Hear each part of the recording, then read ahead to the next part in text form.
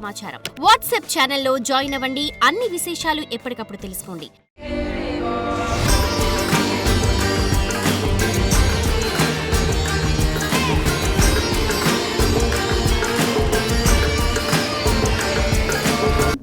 తొమ్మిదవ రోజు ఏంటంటే అమ్మవారు విజయదుర్గగా నవదుర్గగా ఉంటుంది.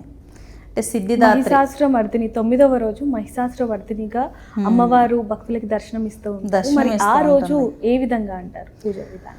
అమ్మవారు పూర్ణ స్వరూపం. 9వ నెంబర్ అనేది కంప్లీట్ నెంబర్, అంటే పూర్ణ స్వరూపం, సర్వశక్తులు కలిగి ఉంటుంది. 10వ రోజు అమ్మవారు ప్రశాంతంగా కూర్చొని ఉంటుందన్నమాట. పూర్ణ స్వరూపం, ఉగ్రశక్తి పూర్తిగా పూర్ణ స్వరూపంతో దర్శనమిస్తే ఎలా ఉంటుంది?